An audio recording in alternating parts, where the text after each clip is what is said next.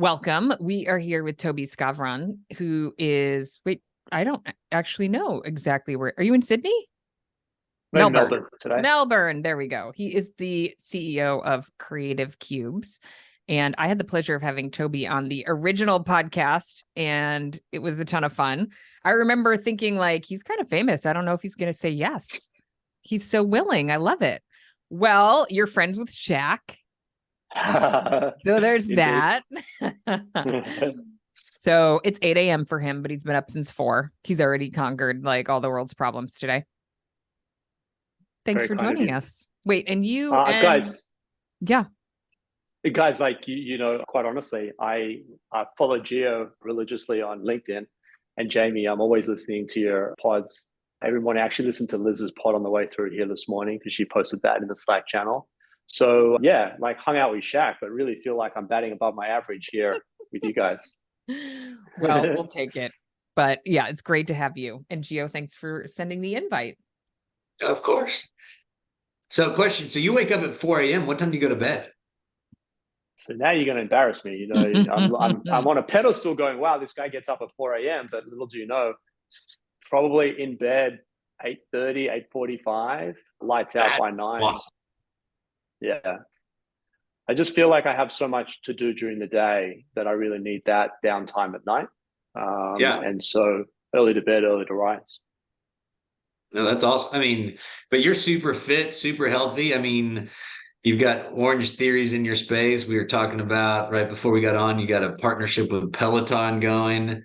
So tell us about that a little bit.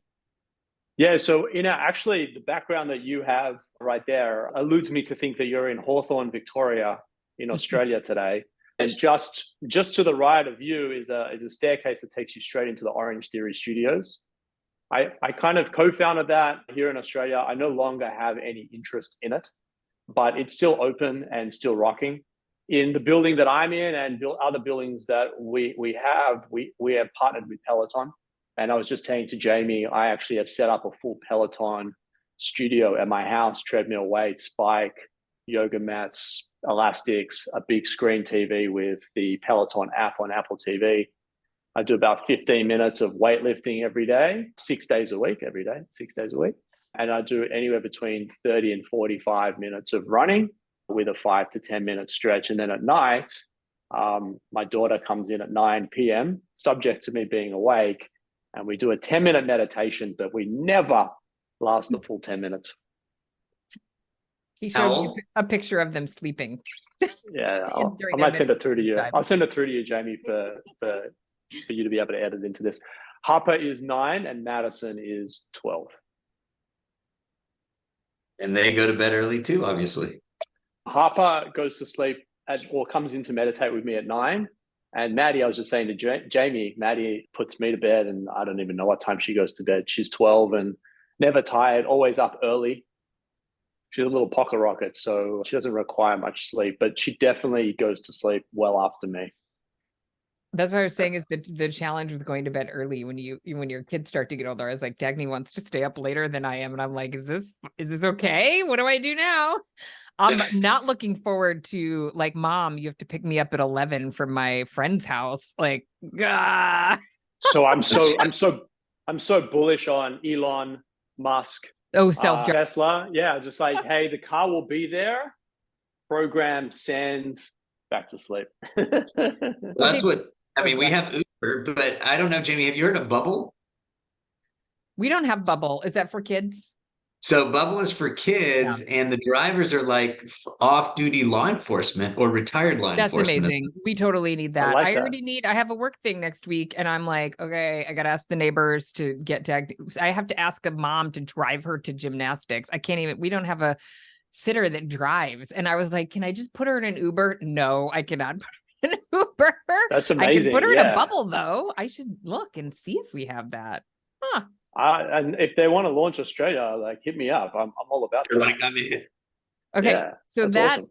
I know Gio invited, but I'm going to ask the first question, which is, Tobi, one of the things that struck me when we talked, and since then you have hired a futurist, is you're just very kind of big picture. What's next? Yes, you like the sort of the future. Like you want to drive what's happening next. So I guess we should start a little bit with your background, but like where does that come from? Well, it's sort of like that, and it's sort of not like that. We are hyper focused on serving our customers, right? Our members. We put our member at the center of everything that we do. In a post-pandemic world, what we do as an offering, co-working, flexible office space, meeting rooms, event spaces, used to be in a pre-pandemic world, sort of startups and scale-ups. Startups make up sub 5% of our community today, 4,500 active members. Scale-ups are somewhere around the 10% mark. We've got 50% of our customer base are SMEs, so sort of 1 to 10 million in revenue. And then the bulk of it is actually large enterprise. And so for that, we have to sort of level up our service and offering and the experience to, deal with companies like Lululemon, like Porsche, like KFC, like New Era, Moet Hennessy, Gammy Chicken and Beer, Salesforce. And so that's a very different profile to pre-pandemic. And so for that, we've got some incredible shareholders that hold senior positions and partner positions at PwC, who are in the future of work division. And it was impressed upon me that in order to be able to serve, we really need to be able to talk and walk alongside of them and not just be panting behind, sort of trying to keep up, because that demand is, I wouldn't say it's surging. I wouldn't say it's surging, but it's the biggest growth corridor for us. So for that, we leaned in on future of work services. And it's not just, hey, you want some space. It's like, how do you want to curate? Like, what's the engagement? Where are your staff? What are their needs? Where do we need to be from a security IT perspective? There's a whole gamut of things that we need to be able to serve our customer. And so for that, we have future of work championed here at Creative Cubes. So is that like chicken or egg? Is that you sort of like driving that demand, or is that who was the customer showing up and you said, okay, how do we serve them and attract more? A bit of both. So we're a very data-driven organization. Science and data has been beat into us in a very friendly, soft, gentle way, but beat into us since inception, that we need to be able to justify all of our moves around the demand. A little bit of it is preempting what's happening. So here in Australia, during 2020 through to 2023, only 20% of the office market was up for renewal. 24 through 27, 80% of the market is up for renewal. So we've already seen some, I wouldn't say like early adopters, just coincidentally, people that have had traditional office space lapse look for alternatives. And so we're capable of serving that, like Lululemon and Porsche, Moet Hennessy and New Era, as an example, but not exclusively. But we expect that the balance of the 80% from 24 through to 2027 are going to start to show interest on us. We had instant offices come through yesterday, and what they're seeing is around 10%. So if an organization has, I'm making these numbers up, but if they have 10,000 square meters or 100,000 square feet, they're downsizing to 1,000 or 10,000 square feet, by example, and then looking to hub and spoke. And our brand today sort of circles the city. It doesn't actually operate in the city, but we are active right now on acquisitions for city brands and regional brands. So do you see yourself growing outside of Melbourne? Mate, I've been trying to get out of Melbourne for a number of years, not from any other reason other than I was born and raised in Sydney, and my mum would love me to be home, but I'm not stopping in Sydney. We're active on a bunch of assets all over the country, and we're also active on operators via M&A. So looking to acquire maybe single or multi-unit operators that complement our platform to deliver more. I'm getting a ton of offers at the moment from landlords that are in neighborhoods that Creative Cube's brand just wouldn't go. And we've worked so hard on creating a brand and an experience around the city fringe and in the suburbs, that deploying this brand into the city would just be it would be opportunistic, but it just wouldn't, it would be jarring to everything that we've done over the last 7 years. So we're looking at different brands, different neighborhoods, as well as Australia-wide. As an entrepreneur, want to conquer the globe, but quite honestly, I really just want to focus on delivering happiness to Australians here to start with. I'd love to be back in Los Angeles where my kids were born, but right now we're just focused on delivering happiness here in Australia. I love that, delivering happiness. He has a happiness team. Yeah. Yes. Yeah. This is the happiness team desk. It's back to nice. Yeah. I know that you've been on Jamie's podcast and people know you, but if you could give like a quick summary of kind of how you got in the business, what your business model is, because it's so unique compared to other people, right? I mean, a lot of your space is enterprise driven. A lot of it is actual open collaborative co-working space and event and meeting driven, as opposed to just a stuffy executive suite, small office type of model with even a co-working feel. Yeah, so I really see us as a hospitality business, and I know that is very in tune with Liz from GCUC's 2024 predictions. Incidentally, we've been playing in that space. We aren't a real estate business, and we're definitely not a rent arbitrage business. How did I get here? So entrepreneur, born and raised, it was in me deep. I moved to Melbourne, Australia to be with my girlfriend.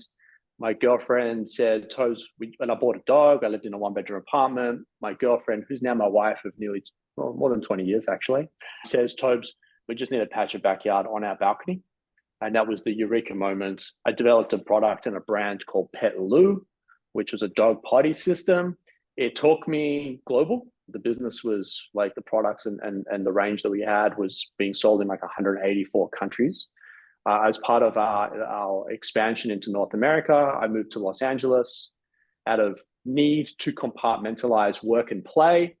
My North American HQ was my 3-bedroom apartment in in Venice Beach. And seeing my wife was like, Tobes, let's go play, let's go do this, let's go. I said, babe, I'm working. And so she just she didn't have anyone, I didn't have anyone, it was just the two of us. Eventually, we built a beautiful network of friends, but to really preserve our relationship and our marriage, and for her to stop interrupting me and for me to be as gentle as possible with her, I moved out of my North American HQ in Venice into a co-working space in Santa Monica, which was the old Google HQ at the time that got converted into a brand and a product called Rock Real Office Centers. And so it was sort of Google-ified.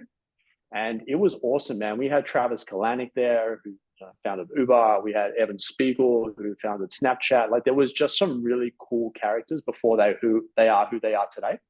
And I was really inspired. And so I successfully exited that business and another post that acquisition, and decided that we had to come home because my wife's mum is unwell. We wanted our kids to be around their grandparents and cousins, aunts and uncles. And my wife's like, hey, what do you want to do? I was like, I want to create my own version of rock, but, I want to do it my own way. And I was watching Shark Tank, and everyone's like, dude, you are so creative, created this like all my life, right? And Mark Cuban delivered, literally laid out this entrepreneur. And I was like, oh, Cubes, you didn't like this. And I was like, hold on a second. Went to GoDaddy, Creative Cubes, creativecubes.co, community, collaboration, together. I registered the domain in 12 and opened my first building, which is this one, followed by the one that you're sitting in right now in 2017. And where did Orange Theory come into play, and how did that come into play? Yeah, so I was a customer of it in Los Angeles, loved it. And just as an entrepreneur, my head is so stuffed with ideas.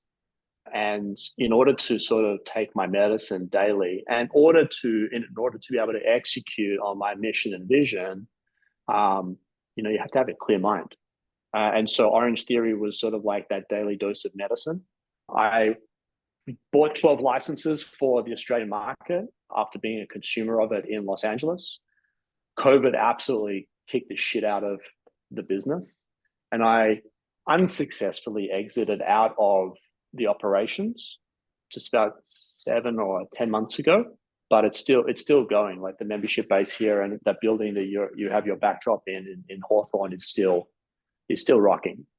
So, but for me, I've sort of repented back home to my Peloton studio, and health and well is a really, really important ingredient. In order for me to be able to do what I do, I have to start I have to start at self. Yeah. And Jamie does too, right? I mean, Jamie is CrossFit. I know. Yeah. I get crazy sometimes. I text Jamie Gio earlier. yesterday. I was like, Gio, did you see this email? You got to respond to it. He's like, sorry, I accidentally went for a 13-mile run. I was like, oh, yeah, that happens to me all the time. I love that. I had a rough afternoon. And so I put on my running shoes. I'm like, I don't know where I'm going and I don't know for how long. And before you know it, I was out 7 miles. I'm like, well, I got 7 miles back home. So I guess I'm running a half marathon this evening. I absolutely love that. It's so mission critical. I could get so caught up and so consumed by the thoughts and the stuff that comes at me. And if I don't take that time out, so my process there is I wake up at 4. I actually don't look at my phone. I get up, I get dressed, I go downstairs, traverse the backyard, go into the studio, and I just focus on whatever the trainers are saying for me to do. I do 15 minutes of weights and 30 to 45 minutes of running, and then 5 to 10 minutes of stretching. Then I take a breath, then I open my emails, and that sort of doesn't happen until like for 2 hours after I've woken up, right? So really clear-headed, served myself, which is often the last person you serve on a daily basis. But I serve myself straight out of the gate, and it just allows me to just take momentum into my day. So what does your Peloton partnership look like? Yeah, so we've kitted out our studios. All of our members get access to those complimentary. If they want to take them home, there's deep discounts on the equipment and discounts on sort of like the streaming service to sort of enable them. And it's working wonderfully. It's not a big space. Orange Theory is sort of like 12 treadmills, 12 rowers, 12 weight stations. This is sort of like half a dozen pieces of equipment in a small space that gets high utilization. And I find as well, like you've been walking past, we call it the move room, and there's people on the bike, but they're actually on a hangout or a call, and they're just moving their legs. In my South Melbourne venue, we have a 400-meter running track that goes all the way through the building. And we see people doing laps. So like we really focus on health and well. Lululemon, who are headquartered out of Collingwood, Creative Cubes Collingwood, for the Australia-New Zealand region. They do weekly yoga classes for the whole community using our event spaces. So health and well is a very big part of our DNA. I'd love to be able to do more in that space. Unfortunately, it requires a lot of personal motivation. And so my position, having had not such a successful ownership, Orange Theory is ragingly successful, but I just didn't have a successful ownership. I'd rather just lead the horse to water, and it's up to that horse to drink or not drink, right? Tobi, I have I can only lead by example as well. Sorry, Jamie. No, that's okay. I have an audiobook for you if you haven't read it or listened to it yet. It's called Outlive. Have you come across this yet? No. Peter Attia is the author. And my CrossFit bestie was like, this guy has changed my life. And it's pretty technical, but so I started to read it and I would get sleepy every time I read it. So I switched to the audio version, but I won't go into it. Oh, Gio's going to get bored, but the part of what he advocates, which my girlfriend already, she's like, I'm on it, is exercising in like the blue, like if you're wearing like a heart rate monitor, like the blue zone, which would be like I'm on a phone call, I'm pedaling, I can just have a conversation, or I'm doing like speed walking. Like he advocates, I don't know how much time yet. I haven't gotten to that part in the book, but she's like already on it. She's like doing it. She's like, you need to wear your weight vest while you walk the dogs. I was like, okay. I'm totally. on it. So I'm all about that. I love it. You'll have to listen to it, but also, I love that you're providing that opportunity for people, because it's so hard to integrate that into the workday if it's not cultural. Totally. And, for me, again, I'm a bit of a North Star for a lot of our members, for some of the younger entrepreneurs and younger startups and smaller businesses that are in here. They really do look at me as a leader, and they adopt sort of the stuff that I'm about. And so I'm very conscious of trying to make sure that I leave an impression that health and well is mission critical. You can't do what you want to do if you're unwell in any capacity, mentally, physically, so it's really important. I think it's really hard to, so I'm an Enneagram 3, I'm really achievement oriented, and I'm glad that I prioritize health and wellness, but sometimes I have to remind myself, like, it doesn't matter what you achieve if you're going to, drop dead of a heart attack when you're 60, like, I mean, we just saw Charlie Munger die, right? Like, incredibly successful guy through 99 years of life. He doesn't take any of it with him, but he's left, obviously he's left legacy and a whole bunch of things. But like we all go into the ground the same way, and so I want to lead not only my family and my kids, but I want to lead, communities. I want to have positive impact on people, and I want to prove to people that, they can do it. There's an amazing kid. He's no longer a kid, but he was a kid 7 years ago when he came to Creative Cubes. He came out of housing commissions or the projects, rocked up, reached out to me through some mutual friend and said, dude, I just want to learn everything I can from you. He came to Creative Cubes Richmond, this building that I'm in now, with a skateboard and a video camera. And today runs a multi-7-figure revenue business, building content. He looks after all my vlogs. He looks after most of the company's vlogs, and he's doing incredibly well. And as a result, he's employed his family. He's actually going overseas for the first time. When I met him, he'd never been on an airplane. And, he's now going overseas and traveling Europe over our summer, your winter. But, that for me brings me lots of joy. There's a Yiddish word called nachas, which means joy. That brings me a lot of nachas. Like, I've done nothing to help his business grow. He's just mirrored or, mimics stuff that I've done and it just engages, and I have deep conversations with him, and he's the one that's executing. So there's hundreds of stories like that. And so health and well enables all of that.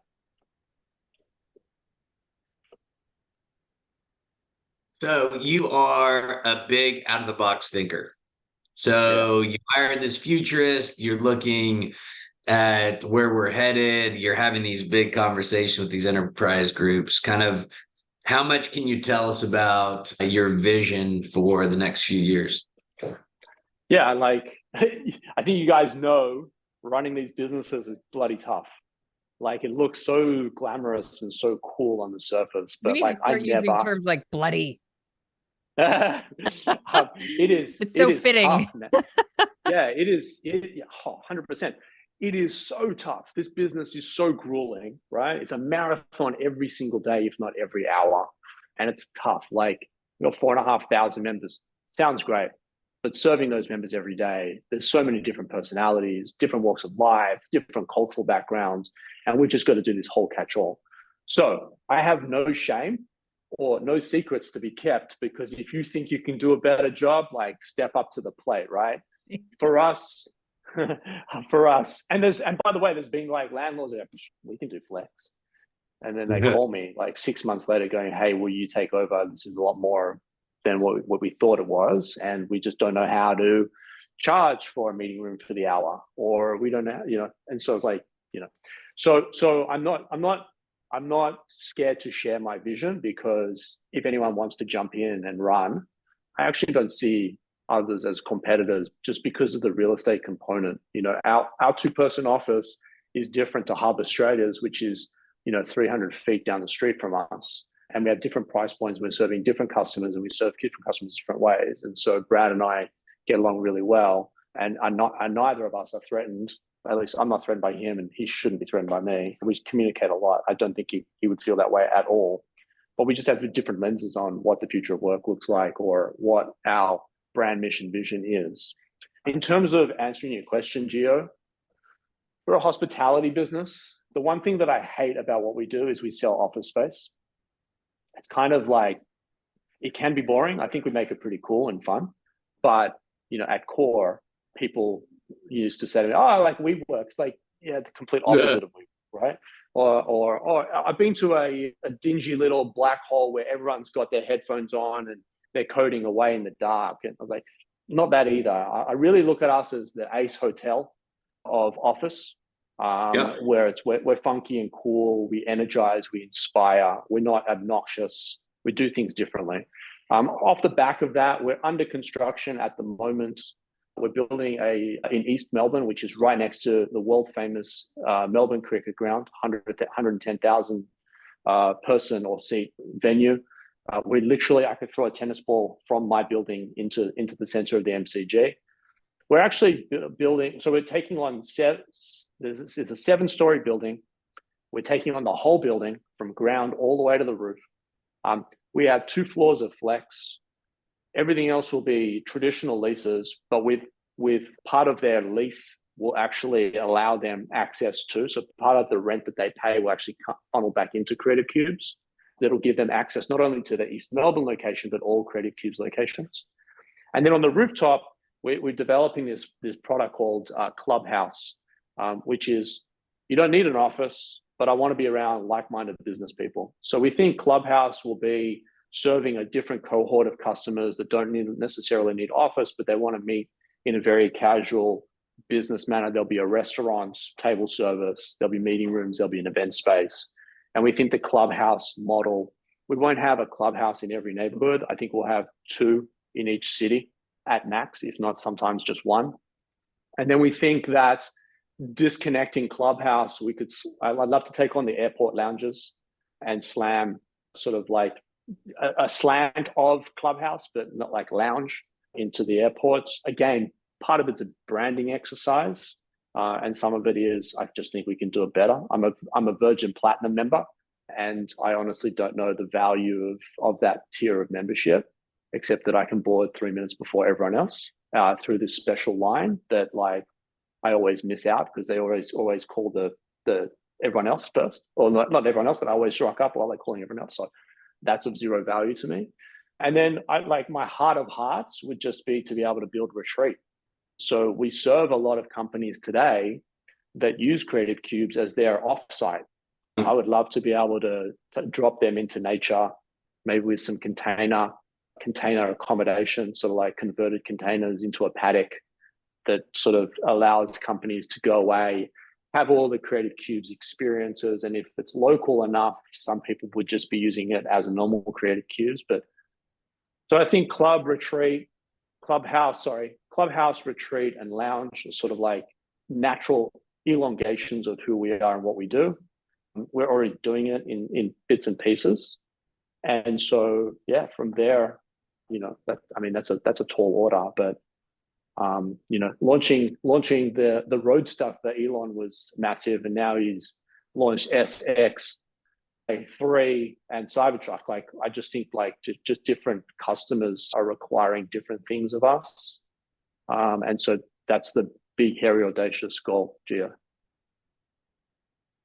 And that's what I love about it is you're a big thinker. Regis tried the airports here, they tried the airports way back in the US, and people don't realize all the airports are actually owned by the government, the municipalities, whoever the case is. In Europe, and I'm assuming in Australia, they're actually privately held, right? So they don't have to go out. I mean, here they have to take it out to the market to do a RFP, and you've got to do certain things. And so, and then obviously here in the US, and I don't know again how it is in Australia, but everyone dies to get through security and get to the other side. A lot of the opportunities in a lot of these airports are on the land side, not the air side. And so Right. I would ran the efforts for Regis when they were trying to redeploy that, and they just didn't have any success. I know they've been successful in different markets in Germany in Germany, in England, and a couple other, maybe France. So I'll be excited and eager to see how that goes, because I mean, I think it's an incredible opportunity, right? You brought up Virgin Air here in the US that Southwest Airlines doesn't have. They don't have a lounge, if you will. And same as you, I'm whatever status there.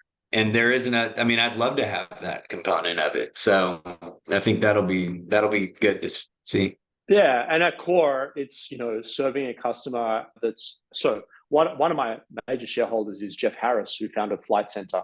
They're a public listed, I think they're a market cap about $4 billion today. They're a global organization and incredible. But he talks to me a lot about the different airlines and different tiers. So, talk about Southwest. Here in Australia, we have Qantas. The Southwest equivalent would be Jetstar. But they're both owned by the same organization, but they're serving different customers and they have different perks. And then, in Australia, we only have 3 airlines or 4 airlines, and 3 of them are owned by the national carrier, just under different brands. So, if I use that and I use hotels as sort of like the North Star guiding path, I really do think that as the industry matures, people will become members for all different reasons, but they'll become members. And so I want to for no other reason. I mean, obviously there's got to be money in it, but my driver is that I just want to serve people, and I want to serve them in a way that is so unexpected that hopefully it makes a positive impact. And then when they turn around to their audience and their community and their people or their staff, maybe there's a bit of influence there. And somehow along the way, in my 150 plus years on this, I hope I live that long. I tell my kids I'm going to live to 150. I'll probably die from like electrocution on a treadmill or something stupid like that, right? Not from a health. Treadmills can be very dangerous. Yeah. I just hope I make the world a better place for the spaces and places that I touch. I don't want to be the biggest. I want to be the best. And so my team and I are fully subscribed to that. And as opportunities present themselves, like Enterprise, we make adjustments, i.e. recruiting chief of staff, chief futurist. And I'll continue to make those iterations and always put our member and our customer first. And, hopefully it just makes positive impact and has that flywheel effect. I have a question. Well, speaking of, okay, you could go first. Okay, you would let me go. Okay, I get to sneak in. So you talk a lot about kind of hospitality, experience, membership, the clubhouse concept, but then you mentioned like, while we're selling office space, and that's like kind of a reference point. How do you think about sort of messaging and marketing what you want to sell, the full experience, but the product, how do you think about that? Because I think people struggle with that a lot. Like the industry is really talking about hospitality, experience. That's a leap for some brands who are like, yeah, we sell offices. We have one for 2 people. We have 3 people, like that's the product. But you are really after much more than that. So how do you think about, how you sort of message and market that? Yeah. So, I mean, yeah. So I want to be clear. We do sell office, and 90% of our inventory is office, versus co-working. So this building specifically has 50% private office and 50% open plan. That was our minimum viable product, our MVP or Creative Cubes 1.0. Today, 90% of our inventory is private offices because that's where the demand is. So we've iterated over 6 buildings and understand the demand. Office is the vehicle that enables us to create community. People are coming together at the same place. And so it's an opportunity for us to be able to serve them in a different way or open their minds to different things by strategically peppering the product in through the asset in a way that creates collaboration and collision, positive collision, right? And that's what excites me. Selling an office with a desk and a chair is sort of like the vehicle that we have to, sort of like maybe in a very bad way, and I'm ad-libbing here, right? Like I love going to basketball, but I have to catch a train to get to the stadium, right? It's sort of like that. So here I love creating community and collaboration and together and belonging, primarily because as an entrepreneur, like that didn't exist for me in the early 2000s, right? So as a child, as a son, my parents used to say to me, Tobi, we want to do this because our parents couldn't afford to do that. So we want to do it for you because they couldn't do it for us. If I take my dad hat off, which by the way, I do that for my kids as well. If I take my dad hat off and put my entrepreneur hat on, or potentially you're going to send me a Flex Uncensored hat, but we'll talk about that offline. I wanted to do for people what was not there for me. And what was not there for me was, community and collaboration. And like this is early on in the early 2000s, right? Now it's sort of starting to trend. I don't think we're really into it. We're going to get into it probably over the next decade. And so for that, I just want to be able to serve. And so part of serving is having product that people are in need of. So, we have this marketing message out there that, people come to us because they have an office accommodation need, but actually stay long-term because of the culture that we foster. On average, we keep our member about 27 months, and 90% of the reason as to why they're exiting has nothing to do with us. The 10% that has something to do with us is we've grown too quickly, or alternatively, we died. But there's never anything that we've done to cause them to leave. And we hold them pretty closely for 27 months and nurture those relationships at scale. And so I'm not sure if I answered your question, but like selling the desks and the chairs is the necessary evil to me catching the train to the stadium downtown because parking is just crazy expensive. But the focus is going to the game, yeah? Or the focus here is we have to sell the office and chairs in order to have and build and create community.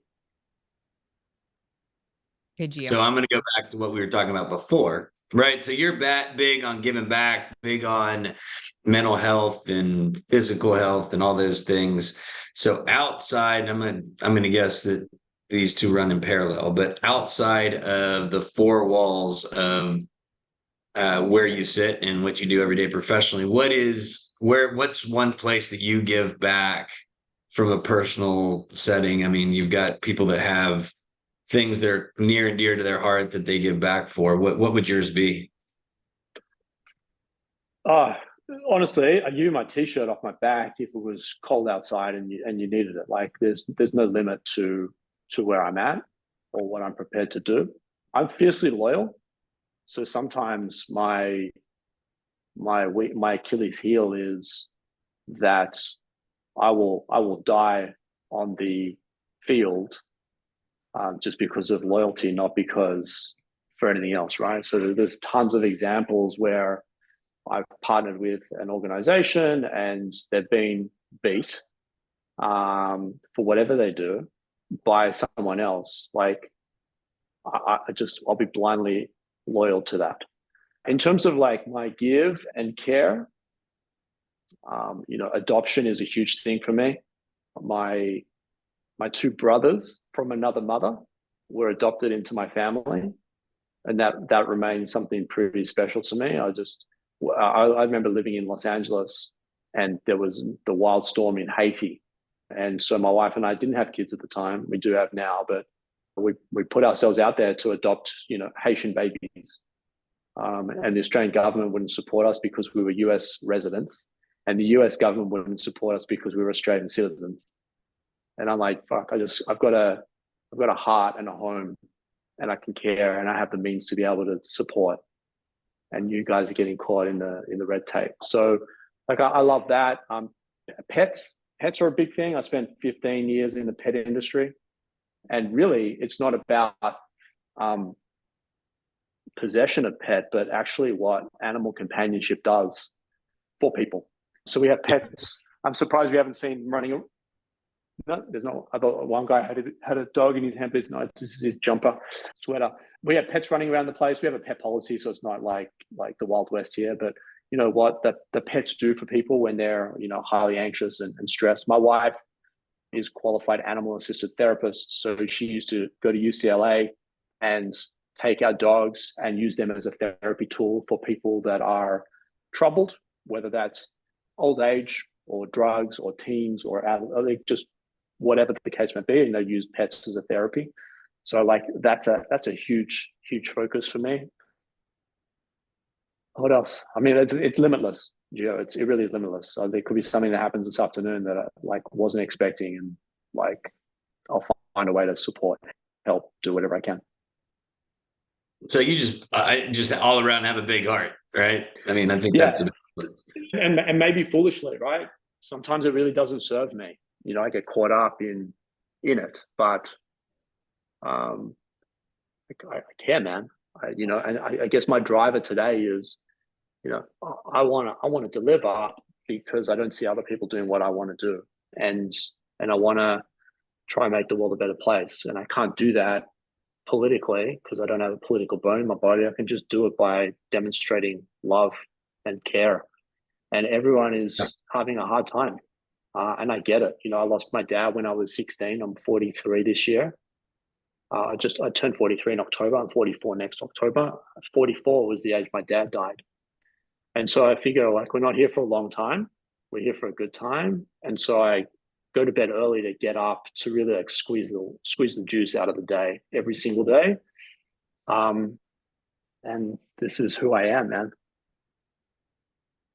And I mean, I think it bleeds into your team and it bleeds into the business that they do and how you serve people. And I mean, leadership starts at the top, right? And so kudos to you. I mean, like you said at the top, we follow each other on LinkedIn and social media, and it's not just talk, right? You actually walk the walk, and I think that's the awesome part about it. And that's what I love about our industry is there's a lot of people that just want to help, right? And just want to add value to people's lives and give them somewhere to go that they enjoy every day. Yeah, there's a lot of people that have their heads down, right? Meaning that they don't believe in themselves. If we take that young kid, for example, he had tenacity. His name's James, runs a company called Purpose Productions. He has tenacity to go get it, but he sometimes doubts himself. Yeah. And I'm like, dude, why are you doubt? I believe in you. I've got another guy, Chris, who went through a hard time, actually ended up owing the company tens of thousands of dollars because his industry went through some pain. And we could have sent the debt collectors and caused but we held back, and I just continued to sort of be there as a support mechanism for him. And I'm like, dude, I believe in you. You'll get back on your feet. Just don't stop moving your legs. Don't just stand still. Just keep moving every day. And he had personal doubts. He's like, I'm not sure. He got fried from in macroeconomics, macro environment, and industry got toppled for all the things that we all went through over 2020 to 2023. I have a meeting this afternoon that got canceled because the girl has COVID. We just deal with it now, right? It's no big deal. Cool, I'll see you in 3 days. Test negative and move on. But the whole industry's got transformed. Anyway, long story short, this guy went through hell for 3 years, and I just stayed in his corner. Hey man, I got you. He paid back his debts 2 weeks ago. And he just wrote this crazy long email that just said, thank you for believing in me. I was like, never in doubt. Just keep going, And so I get that because, I'm a human being and I have personal doubts sometimes.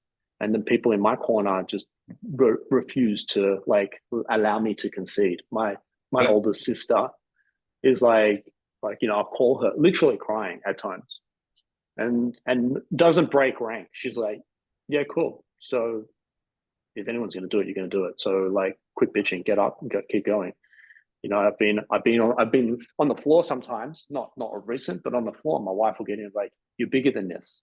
Get your ass up. Put your big boy pants on. Keep going." And so, like, as a basketball team, you play out of your defense in order to create great offense. It comes from great defense. And so the people in my corner, my family, my wife, my kids, my in-laws, my mom, they have relentless belief in me, and I don't want to do the wrong thing by letting them down. So I present the way I've presented today, and I have true conviction over that, and I'm comfortable in my skin, but I want others to feel empowered. And if you come into Creative Cubes, hopefully it just opens your eyes to possibilities of what can be done if you just continuously apply yourself. And so that's where I think we are. And that's definitely infectious across the team. Yeah, I mean, it's so refreshing that there's people like you out there, right? And so, I mean, I think you very much have the heart that Jamie and I have of service to others. And so kudos to you and your team and your wife and your entire support system that allows for you to do that. Because, I mean, during times like this, I mean, like you mentioned, grit and resilience is what makes the difference in success, right? And so all entrepreneurs go through that at some stage, right? And so, I mean, Abraham Lincoln's story of how many times he failed and dealt with setbacks before he succeeded, right? But equally, guys, like I have to, like, I'm a human being as well, so I have to draw inspiration, and the content that you put out, Gio, not to blow smoke, like really inspires me, makes me want to be able to elevate. And then Jamie, listening to the stuff that you put out on your pod around how you're helping empower hundreds of operators across North America and beyond really inspires me. And so I come to this podcast today not wanting to be the weak link, but even I was on the treadmill this morning running with Olivia at Peloton out in New York, and she's like, "Hey, you all look at me for inspiration," and she's like, I look at you guys for my inspiration. I need my inspiration too. And those words couldn't be truer in this environment. I love how you guys are bringing attention to an industry that potentially was not as professional as it is today. Like, it sort of was born out of like a hodgepodge of things, but the professionalism through your courses, Jamie and Gio, how you're bringing organizations to the coalface of what's possible with Flex and sort of co-working and community. Like, hey, I need my inspiration too. So I thank you both for doing your bit, because I genuinely, you can look at my I'm going to actually show you just to library. Okay, so in my library, I subscribe to 4 podcasts. You might have told me about the All In. I wonder if you told me about All In. Too funny. All In is amazing. With the contrarians. Yeah, so these are Aussie entrepreneurs, 2 friends of mine, and I support them, but I don't listen to a lot. But this is my entire library. So I thank you guys for that. And thank you for all you do, right? I mean, you have a lot of passion and purpose behind what you do on a daily basis, and it's very intentional. And so grateful for you, grateful for your time, grateful for everything you're doing, and we definitely will get you a Flex Uncensored hat. Well, exactly. I want to actually come and pick it up personally. Okay, so, deal. So let me work on let me work on my board of directors to enable me to get on a flight and come up. I'm overdue for a trip. I was in San Francisco last year before. Oh, that's right. The Salesforce, yeah. Dreamforce, yeah. And that's not on my schedule this time, but I think a trip to Utah or preferably Phoenix would be fantastic. Well, we look forward to seeing you in person, and thank you again for your time. Guys, thank you for the opportunity to be here. Of course. Have a great day.